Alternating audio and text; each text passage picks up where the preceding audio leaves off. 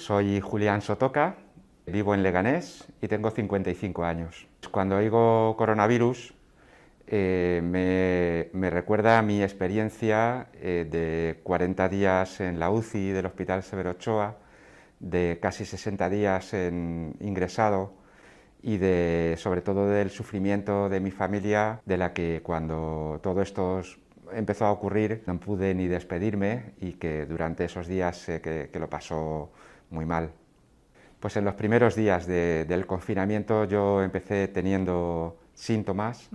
En un primer momento fueron síntomas leves. Pasados 7, 8 días, en lugar de remitir, me fui dando cuenta de que los síntomas iban a más, empecé a tener más fiebre. Todo esto lo fui comunicando por teléfono con la enfermera de mi centro de salud, que me estuvo haciendo el seguimiento durante los primeros días. Llegó un momento en el que, cuando conseguí hablar con mi doctora, con la doctora Isabel Manrique de Atención Primaria, me comentó que tal como estaba evolucionando era conveniente que pasara por una consulta COVID que habían abierto especial, en la que me auscultarían y verían si necesitaba un tratamiento distinto de lo que estaba tomando hasta ese momento, que básicamente era ibuprofeno y paracetamol, y si a partir de ese momento pues tenía que tomar algo o si se veía conveniente que fuera al hospital.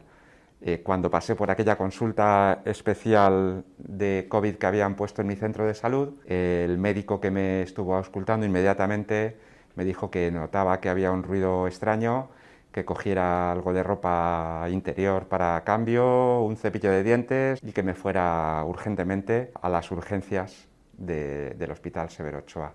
Y así es como hice. Los síntomas que yo me encontré fueron en un primer momento una tos seca, dificultades para respirar, que soy alérgico y entonces a finales de febrero suele haber un pico en algún polen que a mí me afecta. Entonces en un primer momento yo pensé pues que podía ser que tuviera los síntomas de la alergia un poquito más agravados, pero justo unos días después me noté que tenía fiebre y entonces eran justo los síntomas que todos los medios de comunicación ponían como básicos del coronavirus, que era fiebre, febrícula, porque no llegaba a ser más allá de 38 grados, tos muy seca y la sensación de ahogo, de dificultades respiratorias, todo esto.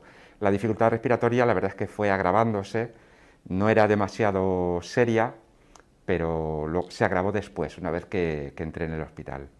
Cuando el médico de la consulta COVID me dijo que recogiera mis cosas y que me fuera para casa, sinceramente pensé que no era demasiado grave. Yo era de los que justo antes de todo lo que ha ocurrido pensaba que probablemente había una alarma excesiva sobre lo que podía ser este virus, que yo era una persona fuerte, yo hago deporte con moderación, me cuido razonablemente, no fumo, entonces que para mí pues probablemente los efectos que podía tener este virus serían un poco más que una gripe quizás fuerte, y por eso cuando el médico me dijo esto pensé que llegaría al hospital, me despedí de mi mujer y de mis hijos diciendo, bueno, pues probablemente me darán algún tratamiento y volveré a casa porque yo me encuentro bien. No tenía miedo, yo creo que sobre todo lo que era inconsciente de lo que realmente estaba pasando y por supuesto inconsciente de lo que me podía pasar, y de hecho luego me ocurrió. Cuando llegué al hospital lo primero que sentí fue un shock al ver la cantidad de gente que había en los pasillos de las urgencias en condiciones pues bastante penosas, gente mayor, gente joven, algunas personas casi llorando, gente durmiendo apoyado en otros, gente sentada en el suelo, gente apoyada en las paredes con aspecto de encontrarse fatal. Yo pensaba que yo no estaba tan mal. Entonces vi esto y pensé, a mí no me va a pasar, yo estoy aquí pero yo no estoy así, espero que en muy pocos días, como mucho, en muy pocos días esté de vuelta a casa, o bien que me den el tratamiento que podía ser una de las opciones y que vaya para casa.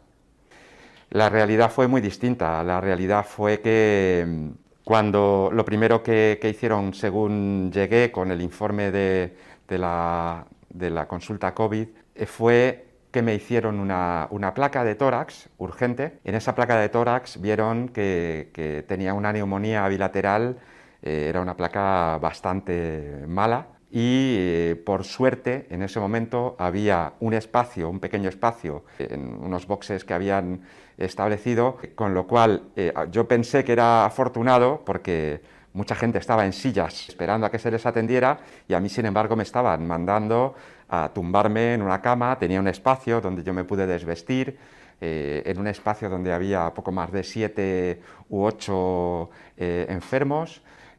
Había en el punto central estaban el personal de enfermería y los médicos.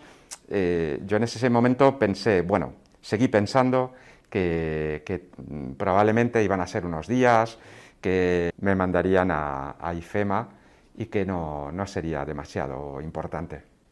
Apenas 3 días es lo que estuve con esta situación de cierta normalidad, sin sensación de estar grave, pero en apenas 3 días empecé a empeorar de una manera muy rápida. El segundo o tercer día pasaba más tiempo inconsciente, en una especie de ensueño y con una sensación de ahogo tremenda. Me ponían aerosoles cada muy poco tiempo, pero aún así era imposible. Cuando me pedían que respirara hondo para poder para que el inhalador me entrara bien, era incapaz de inhalar fuerte y tenía una sensación de cada vez mayor de agobio, de ahogo, de asfixia. Cada vez me sentía peor, era una sensación de cambios de temperatura. La verdad es que fue una sensación muy, muy desagradable. Incluso los momentos de ensueño eran desagradables, era todo muy, muy incómodo. En ese momento lo que siento es que tal vez me estuviera equivocando pensando que no iba a ser demasiado grave y que que había la posibilidad de que mi situación se agravara. Sobre todo hubo un momento que para mí fue muy crítico, que fue cuando en un principio yo solamente estaba con lo que llaman las gafas nasales, con un poquito de apoyo para poder respirar.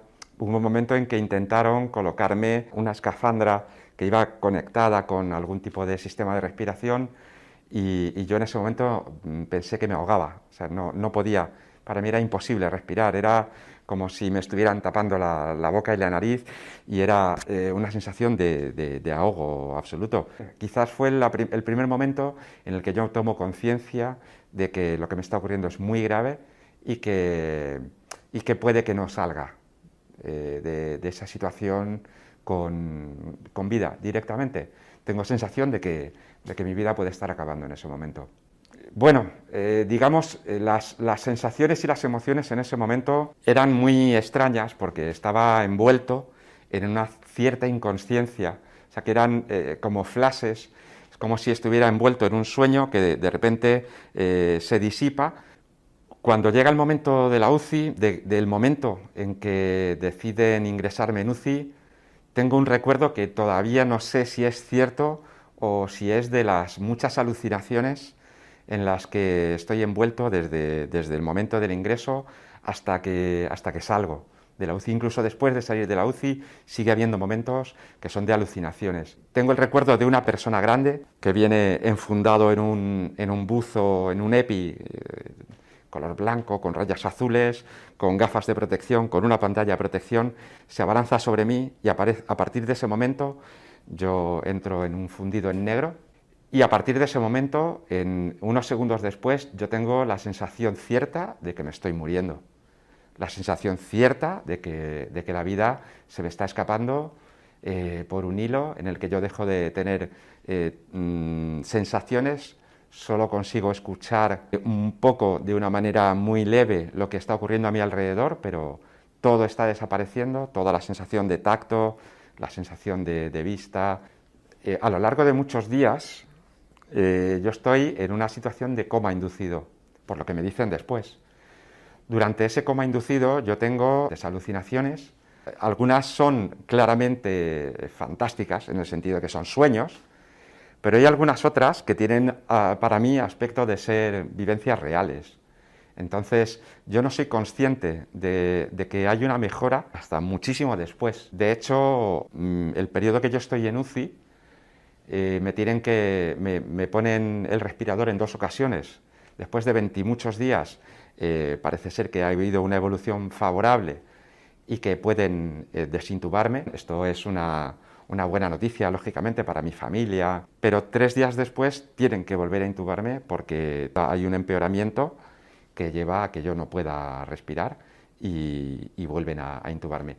Para mí, la sensación de que estoy mejorando y de que tengo que hacer un esfuerzo por mi parte consciente para poder salir de donde estoy, ocurre cuando me quitan por segunda vez el tubo, yo me despierto con el tubo dentro, es una sensación que desde luego nadie, bueno, solo quien haya tenido esa experiencia puede recordar. En ese momento tengo una sensación metálica en general, digamos, es tanto en el gusto como si mi cerebro estuviera en una cápsula metálica, y es en ese momento en el que soy consciente de que he salido por segunda vez y que tengo que hacer un esfuerzo, tengo que poner de mi parte todo lo que sea posible para salir. Hasta que me dan el alta pasan en torno a 10-12 días aproximadamente. Y yo imagino que como la necesidad de mantenerme quieto y tranquilo obliga pues, a que parte del tratamiento sean pues, mórficos y este tipo de medicación para sedarte, para tranquilizarte. Hay un momento en ese periodo en el que creo que no me están haciendo bien, porque los periodos que termino siendo consciente de que son de alucinación son de bastante sufrimiento para mí. Creo que tengo la necesidad de que dejen de ponerme esta sedación porque, como digo, los sueños no son sueños, sino que son pesadillas persistentes. Considero que mi recuperación está en una fase muy favorable. Creo que si el 100% fuera como yo estaba en febrero, hoy estoy probablemente en un 90 y algo por ciento, 95 casi, ¿no? por ciento. Cuando yo salí del hospital era incapaz prácticamente de subir el bordillo de una acera.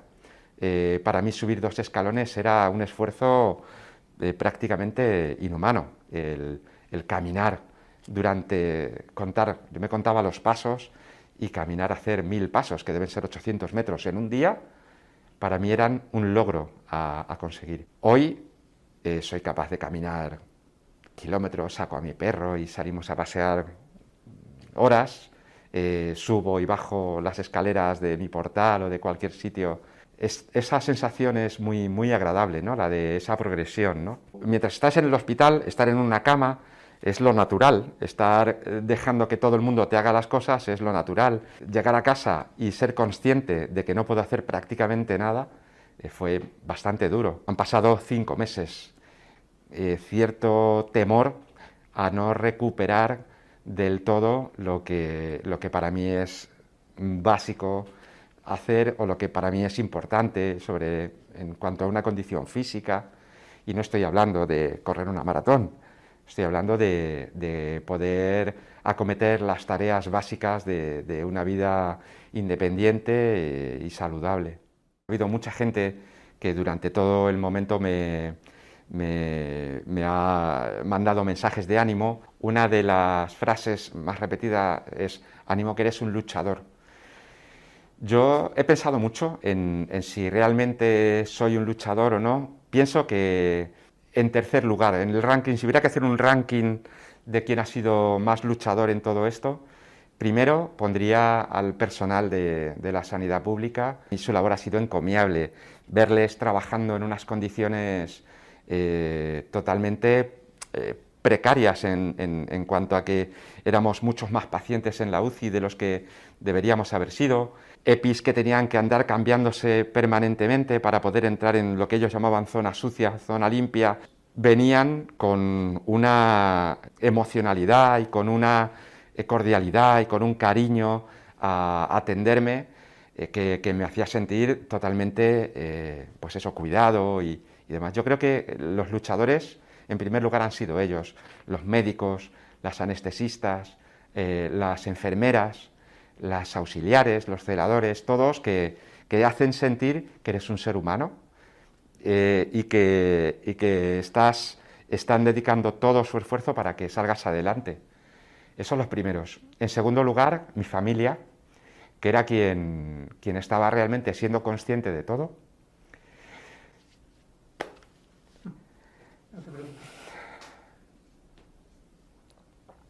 Y que, bueno, pues...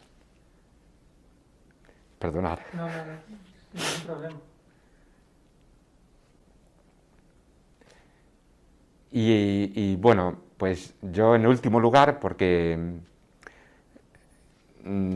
sí que en mi propósito estaba salir adelante, pensaba en que no me había despedido de ellos, hubiera sido muy cruel que todo hubiera acabado así. Digamos que me fui poniendo objetivos vitales, muy realistas, incluso para la situación de precariedad en la que estaba.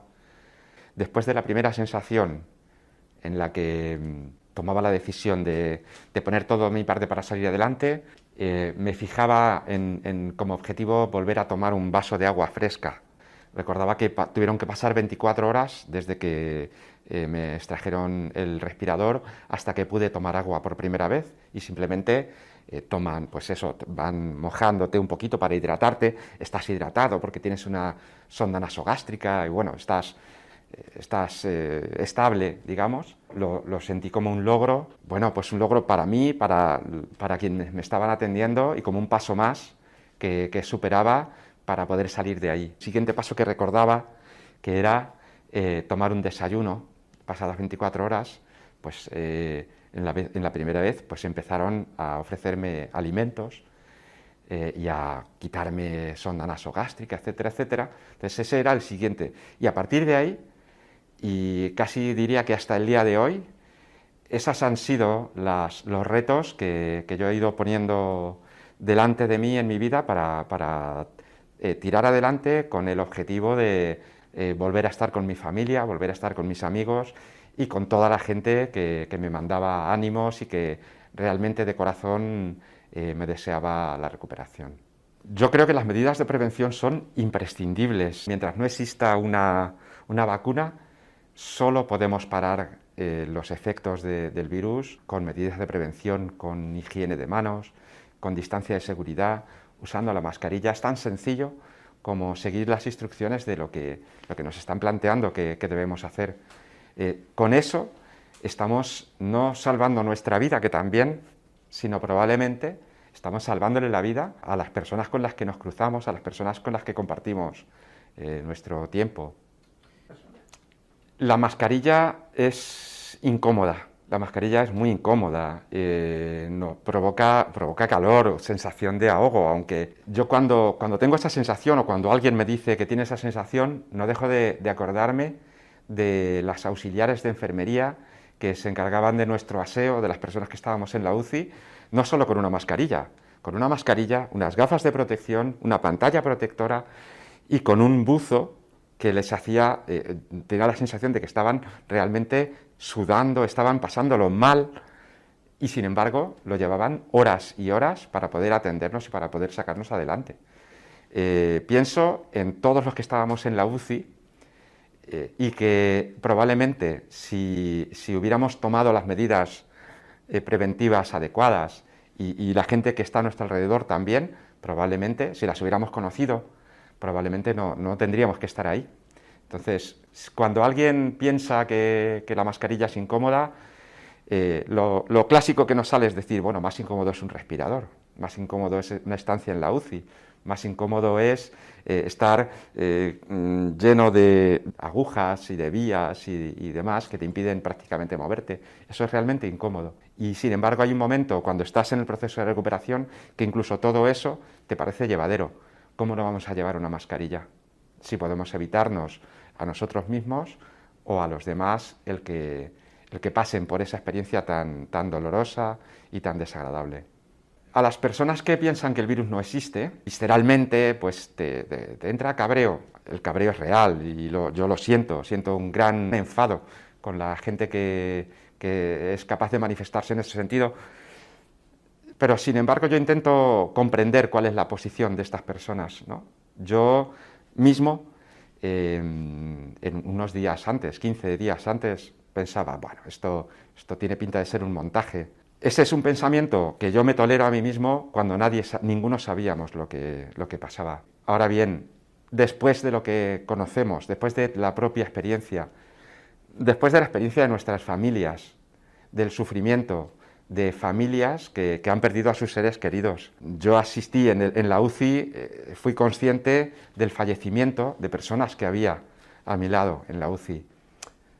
Es muy cruel para estas personas, para sus familias, que alguien niegue que han fallecido o que alguien sea capaz de plantear que alguien o alguna entidad, lo que sea, es capaz de ser tan cruel con estas personas, no solo para que finalice su vida, sino para que sus familias no tengan el derecho a despedirse, no tengan el derecho a estar en el momento de la muerte o después a poder hacer con el cuerpo de esa persona lo que ha sido el deseo. El derecho a la vida es muy importante, pero el derecho a la muerte también lo es.